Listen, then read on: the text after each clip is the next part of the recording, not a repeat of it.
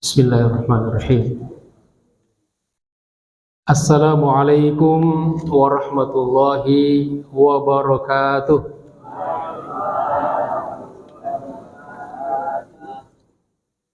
Alhamdulillah, alhamdulillahirabbil alamin. Wa bihi nasta'inu ala umuri dunya waddin. Allahumma salli wa sallim ala sayyidina Muhammad al-fatih lima ughliq al-khatim lima sabaq nasiril haqqi bil haqqi wal hadi ila siratikal mustaqim wa ala alihi wa sahbihi haqqa qadrihi wa miqdarihi al-azim. Subhanaka la ilma lana illa ma 'allamtana innaka antal alimul hakim. Allahumma allimna ma yanfa'una wanfa'na bima 'allamtana. Rabbana zidna ilman warzuqna fahma. Allahumma ij'alna sabura waj'alna syakura waj'alna fi a'yunina saghira wa fi a'yunin nasi kabira. Allahumma lakal hamdu wa ilaikal mushtaka wa antal musta'an. Wala haula wala quwata illa billahil aliyyil azim. Rabbi shrah li sadri wa yassir li amri wahlul 'uqdatam min lisani yafqahu qawli, amma ba'd. Ma'asyiral muslimin wal muslimat rahimakumullah, terusus para asatidz, para orang tua, tokoh masyarakat, segenap pengurus DKM Masjid Al-Akbar, serta saudara-saudaraku jamaah salat subuh dan majelis taklim, ya insyaallah semua kita senantiasa dimuliakan dan dirahmati Allah Subhanahu wa taala. Apa kabar semuanya? Sehat ya? Alhamdulillah. Semoga yang kurang sehat dari keluarga kita doakan mudah-mudahan disembuhkan oleh Allah Subhanahu wa taala. Saudara-saudara kita yang sampai hari ini belum juga istiqomah dalam salatnya, kita doakan mudah-mudahan diberikan keistiqomahan oleh Allah untuk salat. Bagi saudara-saudara kita yang sampai hari ini belum menetapkan pilihan mau berkorban, semoga Allah Subhanahu wa taala berikan ketetapan hati untuk berkorban. Amin ya rabbal alamin. Puji syukur kita panjatkan kepada Allah Subhanahu wa taala. Kembali lagi kita bertemu di majelis ini. Kita luruskan niat kita pertama untuk tentunya niatkan i'tikaf di masjid. Yang kedua, kita niatkan untuk silaturahim.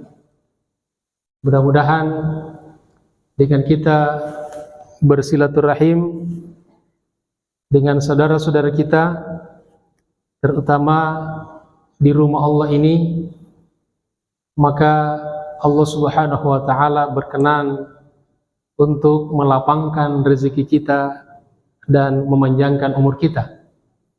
Man ahabba ayyubsata lahu fi rizqihi, barang siapa yang mau dilapangkan rezekinya, wa yunsa lahu fi atharihi, dan mau diakhirkan ajal kematiannya, artinya mau dipanjangkan umurnya, falyasil rahimahu, hendaklah dia senantiasa bersilaturahim.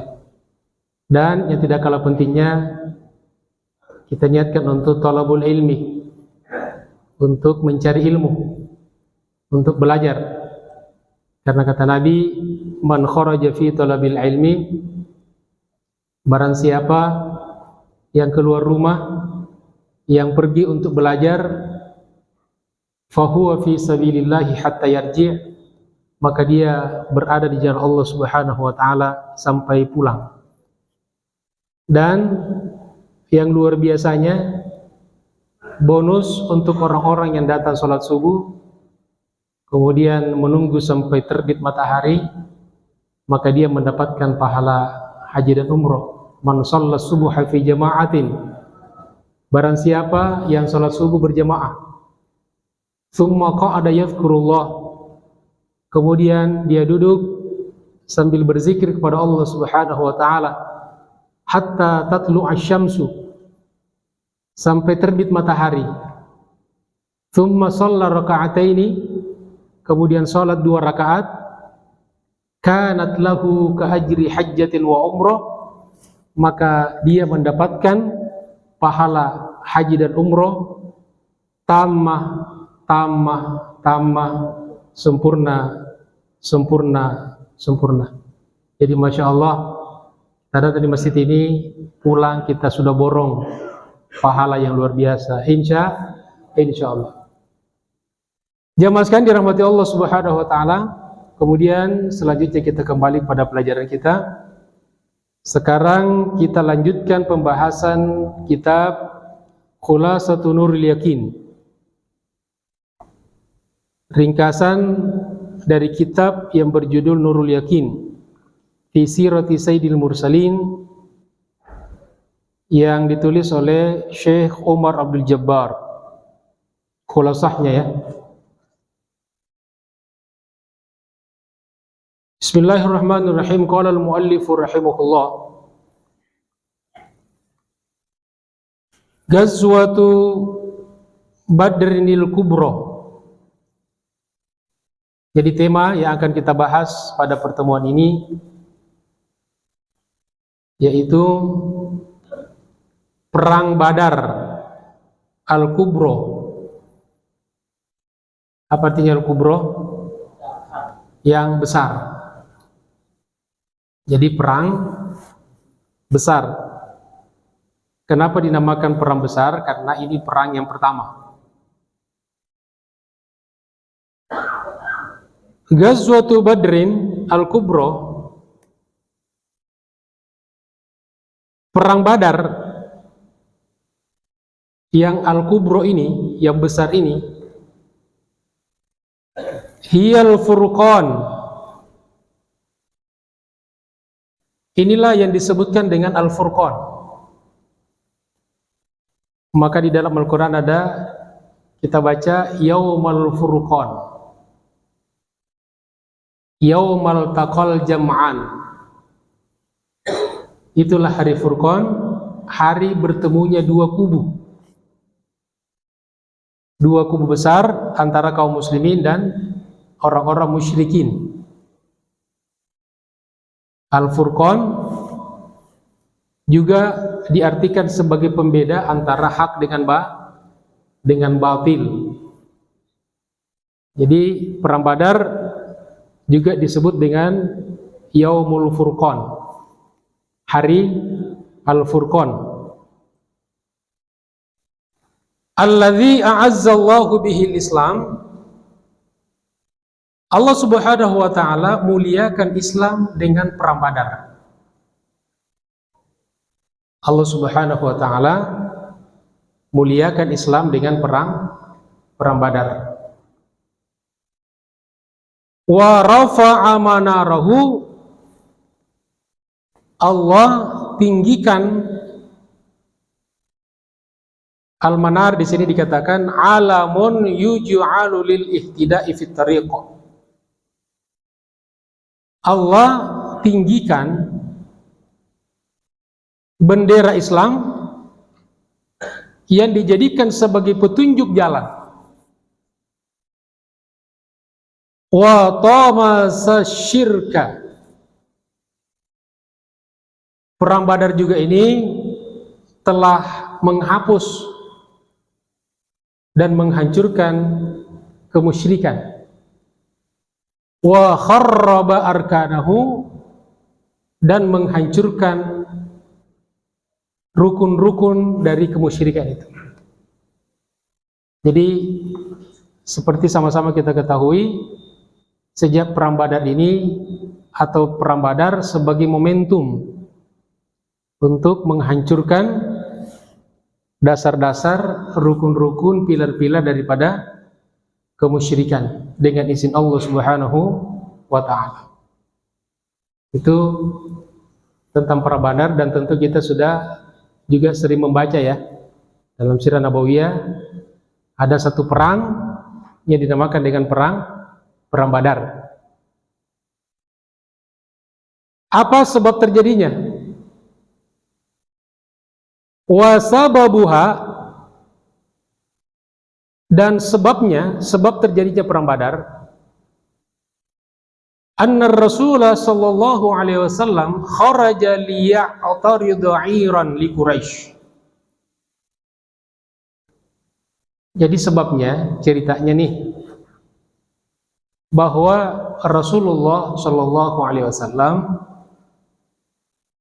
keluar dari kota Madinah untuk menghalau kafilah dagang orang-orang kafir Quraisy. Raji'atan minasyam, yang baru pulang dari negeri Syam. Negeri Syam itu sekarang Palestina. Menjadi 4 negara. Libanon, Syria, apalagi Yordania dan Palestina. 4 negara ini dulu dinamakan dengan apa? Syam. Apa namanya? Syam, Shin. Ya, Syam. Kalau Hijaz apa? Makkah dan Madinah. Kalau Najd itu Jeddah. Ya, jadi ini nama-nama ini mengalami perubahan dalam sejarah. Dulunya dinamakan negeri Syam. Jadi itu Nabi ingin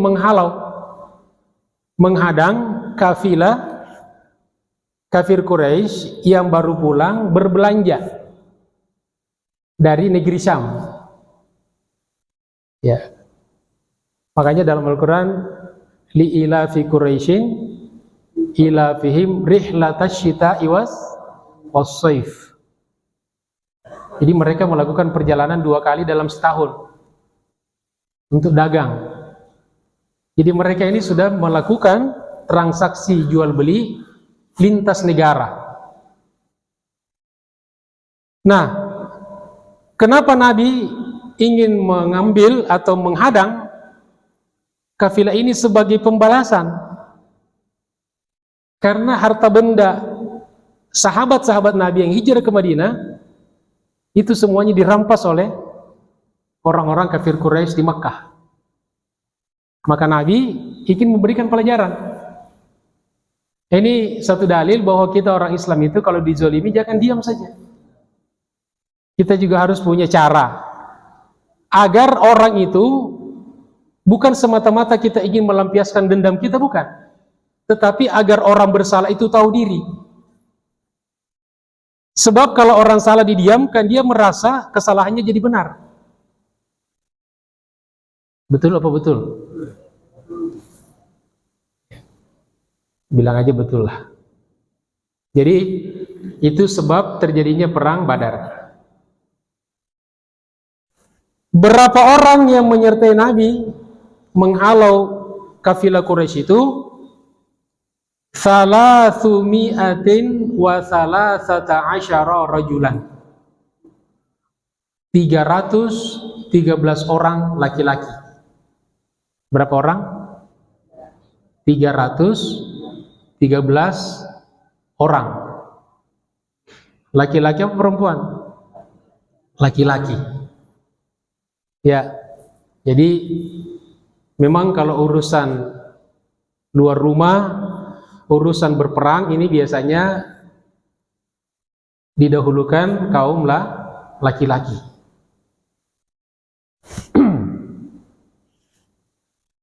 Falamma alimat Quraisyun bidzalik, tatkala orang-orang kafir Quraisy mengetahui itu, arsalat tis'ami'atin wa khamsina rajulan, maka mereka mengutus berapa orang? 950 orang. Li himayati 'irihim wa tijaratihim, untuk melindungi kafilah dagang mereka yang akan dicegah oleh Nabi dan para sahabat. Jadi orang-orang kafir itu memang dari dulu kalau persoalan harta dia betul-betul totalitas. Makanya kita sekarang itu kalau memboikot umat Islam, ya kita nih misalnya produk-produk yang pro, ya bukan sekedar produk-produk buatan Israel kan, karena ada juga produk bukan made in Israel tapi mendukung Israel, dan itu lebih banyak. Nah, ketika kita boikot mereka, demo-demo di seluruh dunia di mana-mana kan, bahkan besok ada demo besar, mudah-mudahan kita bisa hadir kalau tidak ada uzur. Maka mereka itu bukannya menyerah, tapi malah mereka tiarap, kemudian setelah itu bangkit lagi dan bisa lebih kuat lagi. Coba perhatikan restoran-restoran yang diboikot itu, paling berapa hari setelah itu ramai lagi. Yang makan siapa? Orang Israel kah? Jauh amat ya. Orang Israel mau makan ayam goreng ke Indonesia gitu, ke orang-orang kita. Orang-orang kita. Nah, jadi ini yang menjadi kendala besar kita. Kita semangatnya cuma beberapa hari. Bahkan saya lihat di Otista itu ada satu restoran ya, cuma satu, kemudian sempat karena boikot jadi sempat sepi. Setelah itu ramai lagi, dan yang aneh, Masya Allah, luar biasa, di sampingnya berdiri lagi yang sama besarnya dengan saudara mereka sendiri. Di Otista itu kalau kita masuk di Polonia itu, ya di apa namanya itu, Cawang ya, yang restoran Al Jazeera itu kan sebelah kiri kalau kita dari kampung lain. Dan di tempat-tempat di seluruh Indonesia begitu. Nah, jadi mereka bukan takut tapi justru mengirim, ya di sini mengirim 950 orang karena mereka tidak mau kehilangan dagangan mereka. Fasara ilaihimur rasul bimam ma'ahu, tetapi Nabi tidak gentar. Mereka 950 orang, Nabi 313. Nabi maju terus. Wa qatalahum qitalan syadidan, akhirnya terjadilah peperangan yang sengit. Jadi jangan ciut. Kira-kira kita nih, kalau kita berjumlah 300 orang lalu musuh kita 900 orang, kira-kira maju apa mundur? Minimal istikharah dulu ya. Ustaz, 900 Ustaz. Ya, tapi Nabi ingin mengajarkan kepada para sahabatnya dan kita semua umatnya bahwa jumlah kuantitas tidak segala-galanya. Ya, kuantitas tidak segala-galanya. Dan itu nanti akan dibuktikan di dalam perang Badar ini.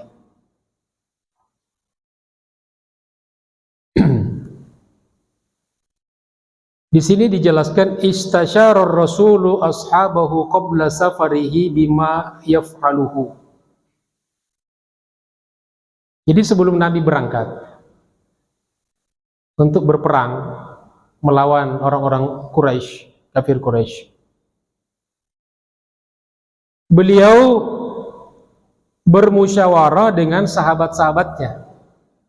Ya, ini Nabi, salah satu sunnah Nabi itu sebagai pemimpin selalu bermusyawarah dengan sahabat. Jadi tidak, pokoknya ikutin saja, saya kan nabi, gua kan nabi. Kira-kira kalau nabi mau begitu bisa nggak kira-kira? Sebetulnya bisa. Pokoknya kalian diam aja, nurut aja. Apa yang saya bilang, ikutin aja, saya kan nabi. Kira-kira seperti itu ya. Tapi Nabi ingin mengajarkan pada kita bahwa pentingnya kita bermusyawarah. Maka Nabi bertanya kepada sahabat, apa yang mestinya kita lakukan? Nanti kalau kita ketemu ini, baiknya gimana nih? Walaupun sebetulnya Nabi sudah tahu jawabannya kan, karena ada wahyu dari Allah. Lalu berkatalah beberapa sahabat, tokoh-tokoh sahabat, faqala lahu Sa'dun, Sa'ad berkata kepada Nabi, memberikan pendapatnya. Jadi Nabi juga ingin mengetahui kesiapan mental daripada sahabat nih. Maka masalah ini bukan acara makan-makan, ya guys, ya. Yang akan kita hadapi ini bukan ngopi-ngopi, bukan makan. Ini perang. Jadi Nabi ingin mengetahui dulu sejauh mana kesiapannya nih. Ya, jadi disuruh ngomong dulu. Lalu berkatalah Sa'ad. Apa kata Sa'ad? Qad amanna bika wa saddaqnaka. Kami telah beriman kepadamu dan telah membenarkan apa yang engkau katakan. Wa syahidna bima ji'ta bihi wal haq. Dan kami telah bersaksi bahwa apa yang kamu bawa itu adalah hak. Wa a'tainaka 'ala dzalika uqudana wa mawathiqana. Dan kami telah memberikan kepercayaan dan baiat kami kepadamu. Ala sam'i wa ta'ah, untuk senantiasa mendengar dan nurut dan taat. Famdi lima aratta, maka silahkan melangkah berjalan untuk apa yang engkau inginkan. Fanahnu ma'aka, kami senantiasa bersamamu. Fawallahi, demi Allah, lawis ta'ratta bina hadal bahar, andaikan engkau menyeberangi lautan, fakhuttahu, lalu kamu masuk dalam lautan itu, lakhutnahu ma'aka, niscaya kami akan masuk dalam lautan itu bersamamu. Ma takhallafa minna rajulun wahidun, tidak satu orang pun di antara kami yang akan mundur. Wa ma nakrahu an nalqa al-aduwa ghadan, dan kami tidak rela dan kami tidak mau bertemu dengan musuh besok pagi. Jadi kita tidak tunda-tunda, jangan ditunda. Sekarang ya Rasulullah. Itu perkataan siapa tadi? Sa'ad.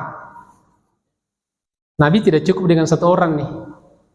Lalu wa qala lahul Miqdad ibnu Amr. Lalu berbicaralah seorang sahabat lagi namanya Al-Miqdad bin Amr. Apa kata beliau? Imdi ya Rasulullah, silakan berangkat ya Rasulullah. Kama amarakallah, seperti yang Allah perintahkan. Fanahnu ma'aka, kami bersamamu. Wallahi, demi Allah, la naqulu laka kama qalat Banu Israil li Musa. Kami tidak akan berkata kepadamu seperti apa yang dikatakan Bani Israel kepada Nabi Musa alaihissalam. Ini direkam oleh Allah dalam Al-Quran di surat Al-Ma'idah ayat 24. Apa perkataan Bani Israel kepada Nabi Musa? Fadhhab anta wa rabbuka faqatila, berangkatlah engkau dan Tuhanmu wahai Musa, dan berperanglah. Silahkan kamu berperang dengan Allah, bersama Tuhanmu. Inna hahuna qa'idun. Nah, sementara kami di sini nunggu nih, gimana hasilnya? Itu perkataan siapa itu? Bani Israel kepada Nabi Musa. Kata Al-Miqdad, kami tidak akan berkata seperti itu.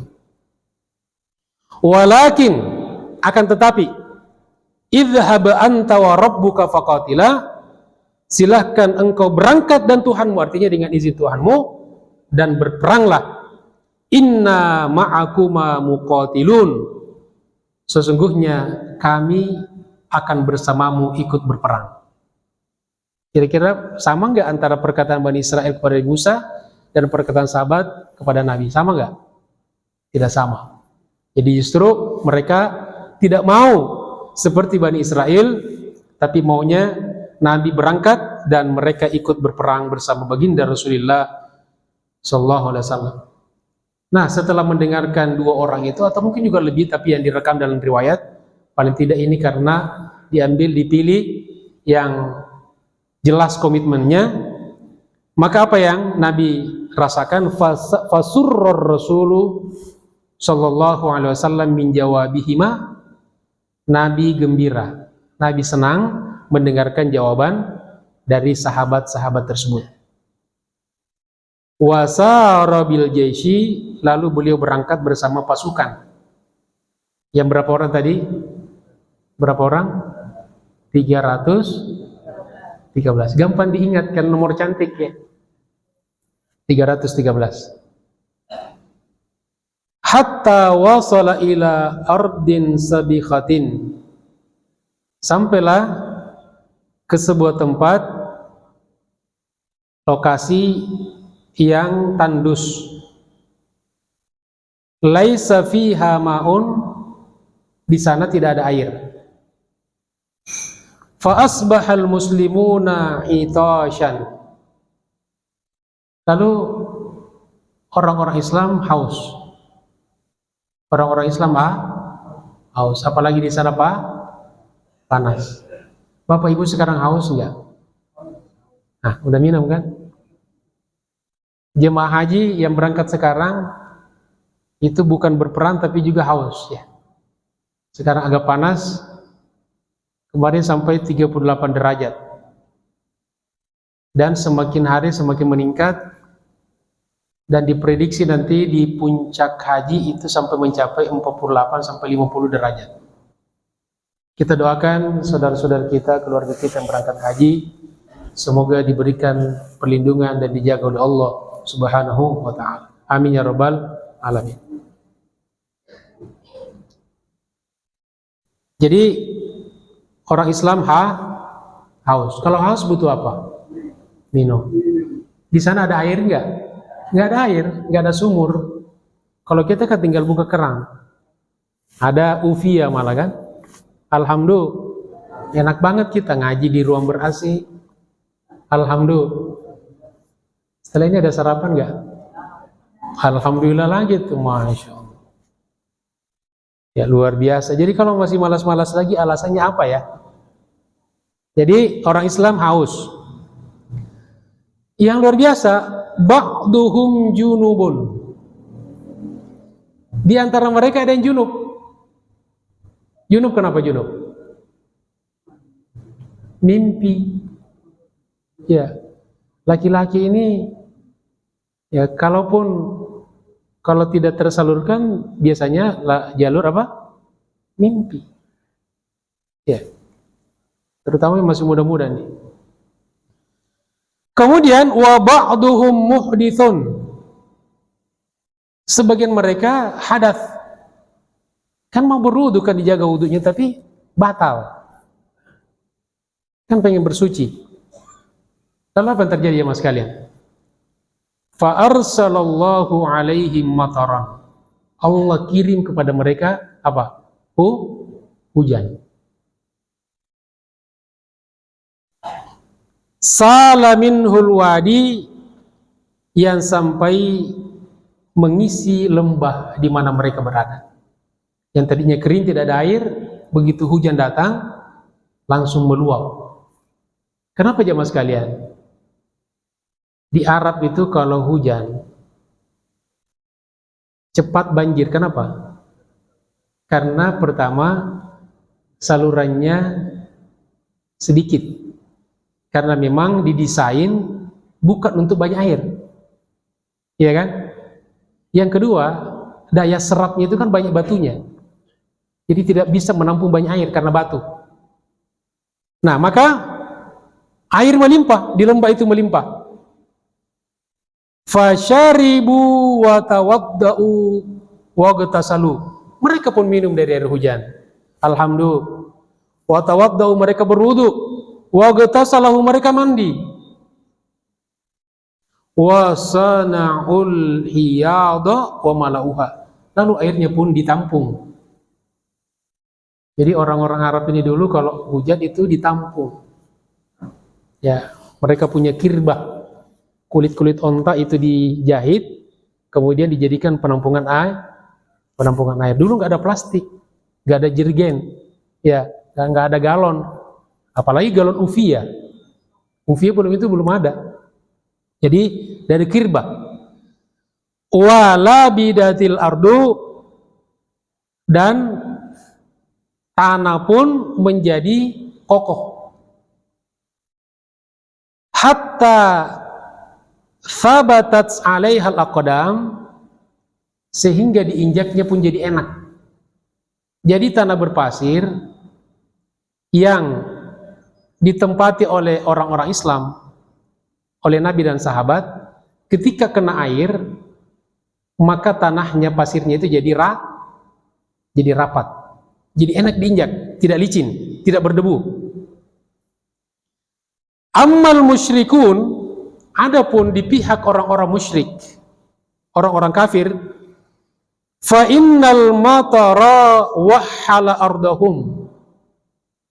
Ini karena atas izin Allah, tanah, padahal sama-sama tanahnya berpasir, tapi tanah yang ditempati orang Islam kena hujan jadi mantap, tanah orang-orang musyrik kena hujan jadi becek, jadi berlumpur.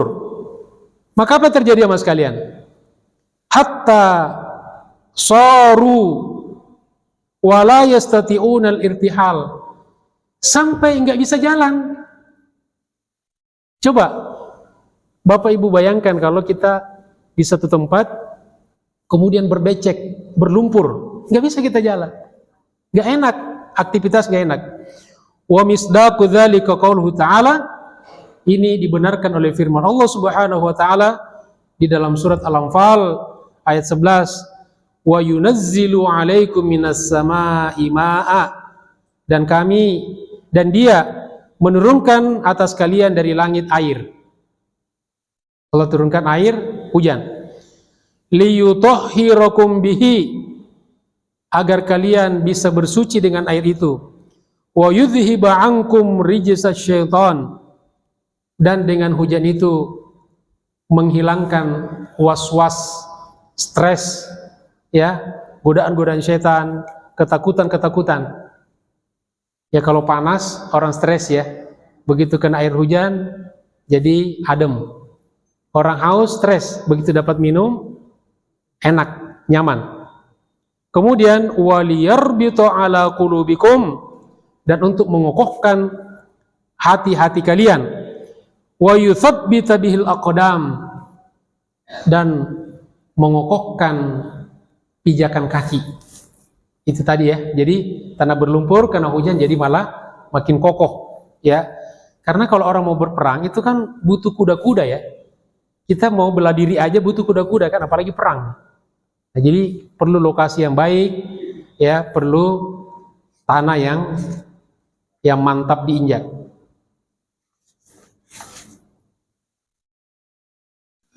Wa ayyadallahu al-muslimina bil malaikah. Satu lagi hal yang unik dari perang Badar, bahwa Allah Subhanahu wa taala menolong, membantu kaum muslimin dengan pasukan dari malaikat. Pasukan dari malaikat. Makanya Nabi berani kan? Ya, berani menghadapi 300 berbanding 900-an. Fanhazamal musyrikun. Ya, namanya melawan malaikat. Malaikat dilawan.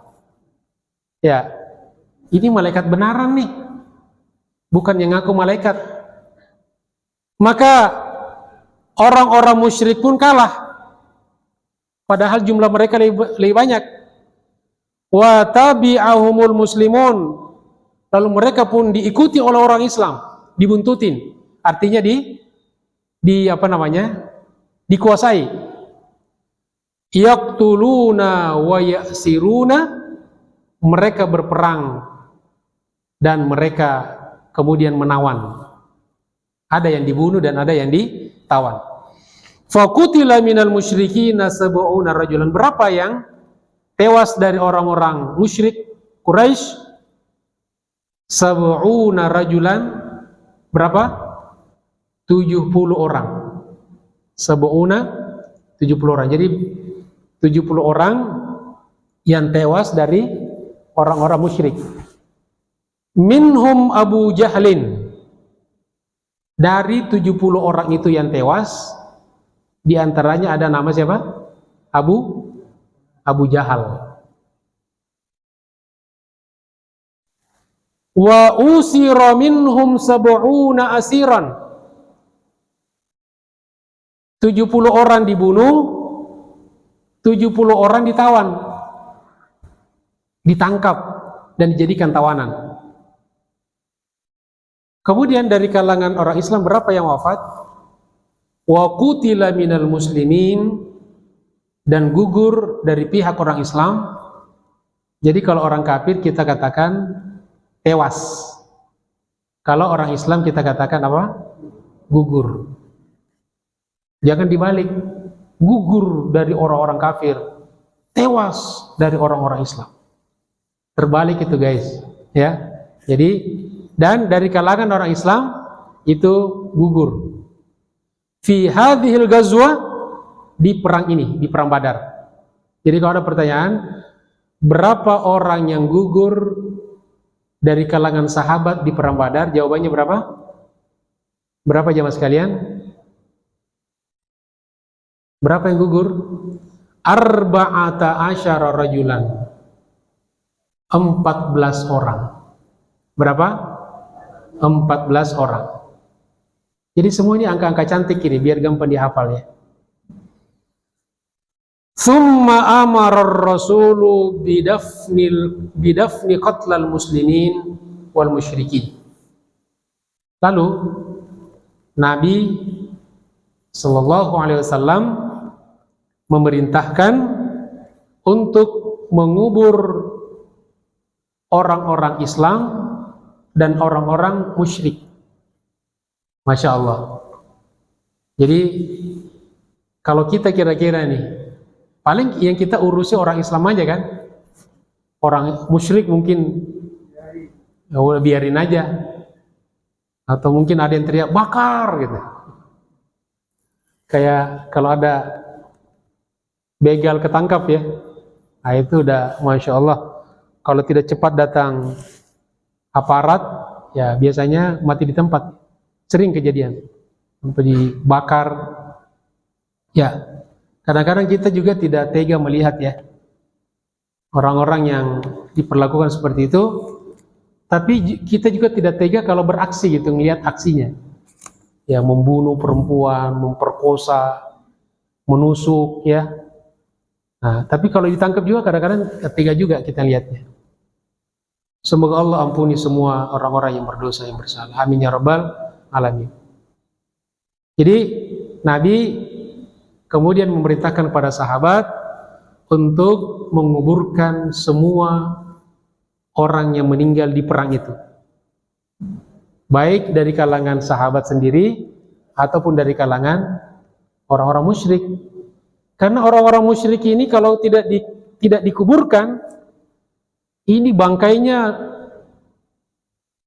lebih bau dari bangkai orang Islam, dan jumlah mereka banyak. Bayangkan 70 orang. Kemudian jamaah sekalian, wa raja'a ilal Madinah, setelah terjadi perang, setelah semua yang meninggal dikuburkan, maka Nabi kembali ke Madinah.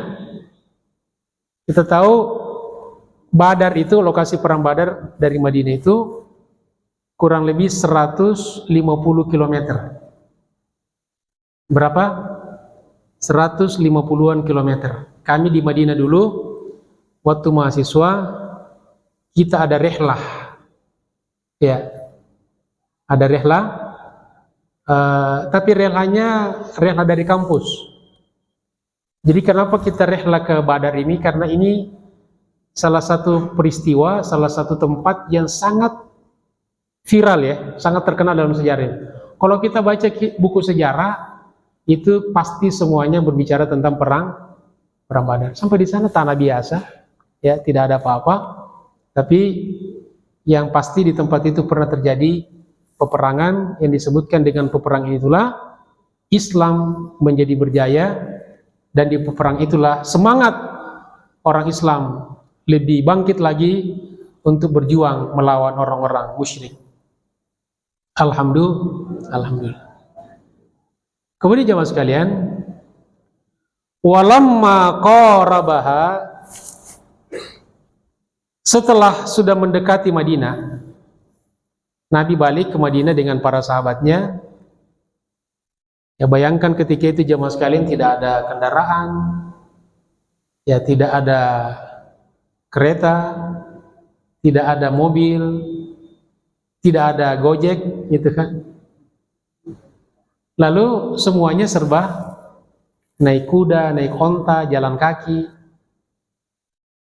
Kemudian ketika Nabi dan sahabat sudah mendekat masuk Madinah, talaqathul walaidu, karena mereka tahu Nabi dan orang-orang tua mereka sebagian besar itu menang dan kembali pulang. Senang apa senang? Senang. Maka apa yang mereka lakukan? Mereka disambut dengan biddufuf, dengan, kalau sekarang itu marawis, dengan rebana. Rebana ini musik nih, salah satu alat musik.